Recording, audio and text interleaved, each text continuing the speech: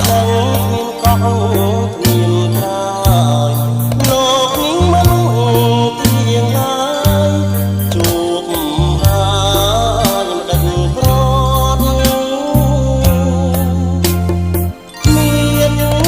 ទុកអ្វីធំជាងបាត់ស្នាពេលឃើញស្រីត្រឡប់រួលប្រាចង់តែស្រង់ទឹកនេត្រាខ្លួនជាប្រងបាយំព្រោះរឿងស្នេហាបំលេបដៃសោកាដូចកាខំរីកក្នុងសូមអង្វរទូជីវ៉ាកុំគិតថាខ្លួនជាតារាប្រំប្រៃរាំងសានពួងមិនចឹងស្រអាប់